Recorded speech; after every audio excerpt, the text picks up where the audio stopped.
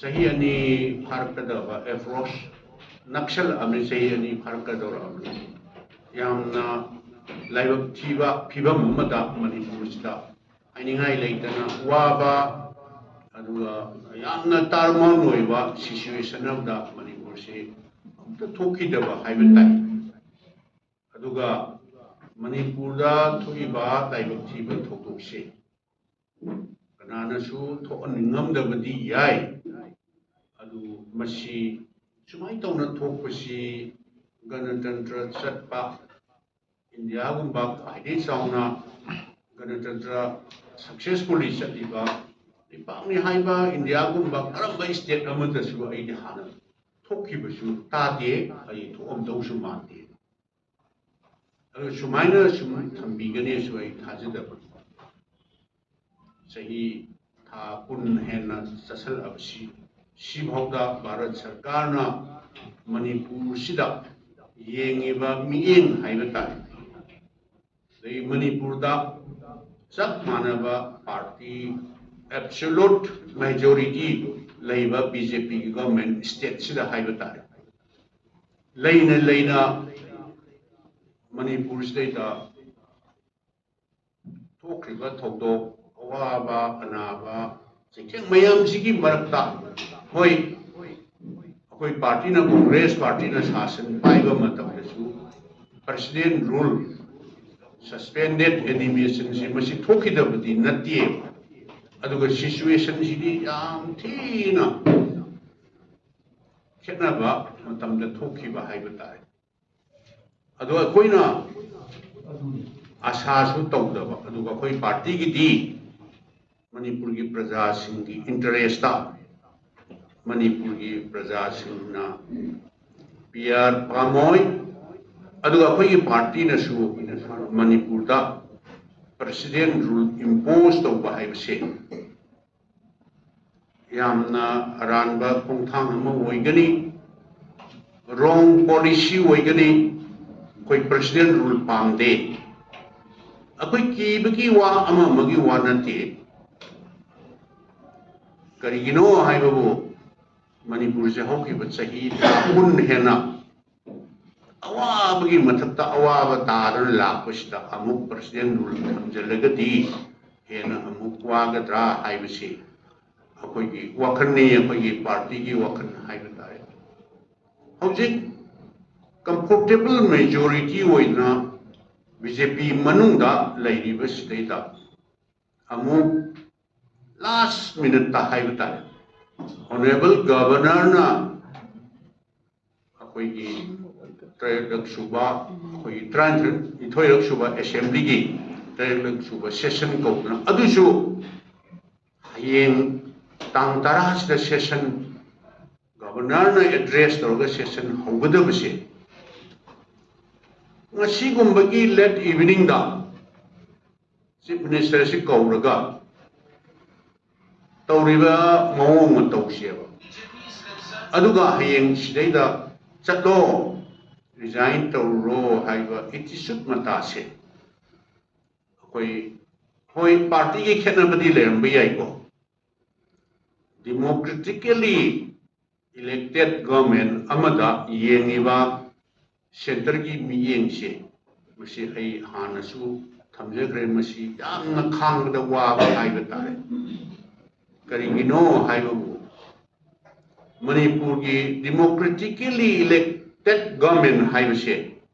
सिदा लेबा elected government Congress की होइबा याई बीजेपी की होइबा याई मणिपुर की प्रजा सिंगी मैंडेट नेबा मणिपुर की लेबा प्रजा मी लाख कुंथ्रा हेनबसी की मैंडेट क्लियर मैंडेट पीदना शासन तौरिबसे मसीबु रेस्पेक्ट तौददना मोइना हौखिबा था खरा हाइबा तारे सही खरा सिदा येंगिबा attitude मतासे मसीबुने अखोइना खांगदा यामना वायना हाइबसे ngarang president rule imposed over maybe animated suspension for a period of 6 months. Pandragasu masidi adum automatic tabani. Bharat ki Samvidhan ki Constitution ki Article 356 neva. Madugi makhada masidaita limited suspension pandrasu thamasing pandrasu masi adum automatic tabani. Lo aina masi luxury sidi karigino haibu. Officially ngarang order thogasu Manipur dadi ahidi yam kuire na khalle. President rule unofficial oiba president rule si. Karamba state ta karamba laipak ta hanguragana Article 355 se chanati hai. Adu sidaita Chief Minister democratically elected government amagi Chief Minister mana Delhi Saturga Home Minister Unaraga Halaga Yapota Tampak Sina Lady government Sina Saswan Taubatare Singna Home Minister na Taubatare Haibishibu Karamba country the Karamba Lepak the Karamba Steta Sumaina Chatna Bashi Akoi maybe Akoida little knowledge labor may Mashigum Shakoi Sukta Tati Madudani Akoina Sigi it is should Kuzikla River Union government in a Yengiba Manipuri Prajas in the Yengiba Mienche Mashiyam Hantana Yam Kanotona Haibatai second class citizen Dona Ubra Natragana Manipuri Prajas in Akoina Towning with Tauraga Loire, Haina Kanula.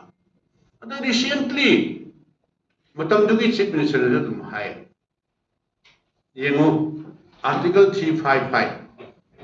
Adudagi, had Haukiba May 3rd, 2023. Toning the Todok to Tokre, Manipur. Next day, if I remember is correct, next day the for the gate aduna ni akoina mase government of India ki well pre-planned ama hana mangjong na tawbra na haise me third the level tiba thawdok to thokre tho lingda bado me fourth security advisor DGP ne singba hana plan tawrga hana dagi mu hapaga lehelam jala koina wandana Absolutely. Adudagi democratically elected government nama Lairiba government do Madugi Chief Minister. Chief Minister home ki in charge waiba Adudagi Unified Command Lokto Haibashibu Shibu. Sitabada Quidi Tab the Mashiyam, why have a Masheva? Madu Tabadi, Madudaki Maduki follow Haibatare. Madudagi Shumaka Chatra with the corner of the Lord by Adam Nina. Law in order city state ki subject ni Bharat ki Samvidhan Piba Constitution Piba Madugi provision ki Makada. Law in order city state ki subject ni Haina opposition na parliament da state assembly da adu state da mayam launer bahai Even Launer Batanatana Haroki Supreme Court of Manipur law in order state subject ni other state subject say law in orders the totally fail away even constitutional machinery since collapsed away Supreme Court the higher akanda di law in order the center na pai state the mere civil administration na pai mani haisi sigumba BJP ki shasan se masidane ba akoina congress ki karmi ama hoina koi as a Manipur ki da poksa ba Manipuri ama hoina akoi tab de yamna wai khang de yamna wai adu yengi ba Manipur praja singda yengi ba miyeng se akoi masiti tolerate tawbung ngamoy Ada kuna asa tawi karigino Congress na PR pamdi haibisi haukiba हंदकी ताम HYBE तारिने लाइब ताम हौखिब ताम HYBE तारि हुजिकसु चथरिबनि तामसे हंदकी अइना सुम खंजबददी हंदकी लाइब मार्च दा था अहुम चाही अहुम complete मपुंग फादुइने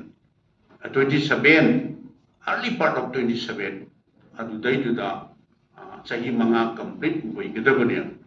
aduna hujik thoning da thodok thoktra hujik leiriba mayam manipur sida thoiba mayam sihina giba mayam adigi hujik mai mi kun kuntra hengna where about khangdaba evil kaman babu gi issue leiriba mayam adigi relief camp da संसा अदुगा येन योगपदौना लेरिबा मयाम से मणिपुर की प्रजा Singh clear mandate पीरिबा BJP की सरकार से PR थंबीगनु अनुभव leader मा without further delay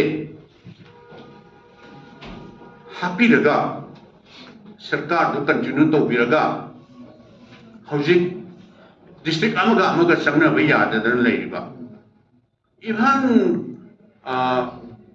community kharagi haibata elected representative singdo assembly da khana naina bachte da ten to bangam driba adagi maruina relief camp da leiba thousands of thousands leiba relief camp da leiba mayam singse masi mai magi respective माना लेजरम फमदो हंजननबा तहनबा पामी मणिपुर दा शांति पामी अखोई party दा नतन मणिपुर लेबा प्रजा खुदिमंगना करम मतमदा खोइसे तंगदु लेताना शांति होइना खोइ अमुतंग महौसागी मणिपुर हाइबदो अदुमाइन तौदना तंगदु लेताना खोइसे करम मतमदा अंतंग शांति होइना लहनबीगदगे हाइबसी अइना खंजबददी मणिपुर दा लेरिबा प्रजा सेक्शन अखोई लेमिनरिबा नुक्सिना साना सिना लेमिनरिबा कम्युनिटी खुदिंगमकी आइदी वाखदा आइदी फील तौरमगनीना खल्ले अदु कनागुंबना अमा हाइबे याय अखोइदी प्रजा सिंगी मैंडेट से गणतंत्र चटपा democracy चटपा लेपाकता प्रजाना पिरकपा mandate haibutari partik se koidi respect tawi tawam ju thokpanewa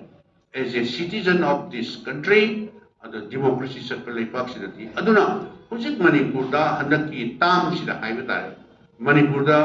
leiba out of 60 sida koi opposition gi maroina congress ki haibutari koi manga khaktani adu manipur gi praja singna piba mandate ni partik ni akoi masi dum respect tawi dum khanga koi leijai besine aduna tauriba attitude mata law and order center na paire haibugumba thokriba thodok se het nongan baga security advisor na unified command gi chairman hoigani haibugumba manipur gi praja singna democratically elected government ama laina madugi chief minister aduga home in charge puri bado makut punhan bado na thamaga mangonda piba constitutional piba shakti se aidi BJP ki congress ki war na kiye akoi congress daga war magadi masi dan na loinarane akoi nan loinarani aduna masida masi hai badadi phadi phajadraba ada adum hamu lepu akoina hairapod taw haibigi fiumda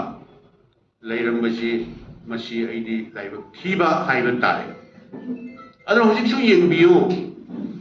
akoina hana manipur gi praja gi seva tawjarpadadi law and order haibisi purely state subject nina leiriba state forcing haiba tare maybe police hoiba yai MR hoiba yai IRB hoiba yai masi paniba government do na free the fully powers exercise tauraga koi law and order se control tawna na hotna chai koi marakta tho aning da ba thodok kha tho mayai any government amtana laiba state agency mayam police ta commando oiba ya amo oiba ya laiba manipur laiba isa inau sin mayam sing se any government amna congress oiba ya any government amna mudu hatu haibde aide hairam gani thajati adubu law and order se akoi state subject nina law and order se enforce tawda yadam nina praja sing hang kadoine any government what about law and order paliba government any government law and order kamai to ija ham kado mina ado kana gumba any organization ma sing the labor sinau sing tampak the labor sinau sing koi kana su moi gi against the ki devi one to against the hai jo de tawju de moi gi mathau tawjo ado akhoi su sarkar ma leib ta di सरकार दुगी तौम थोप इथौदे अखोई तौब ताय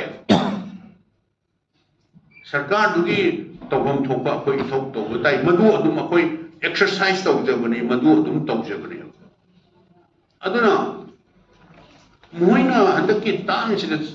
BJP ने हेक पालकपदगी highway तारे अदु BJP ने पालकपदगी मणिपुर से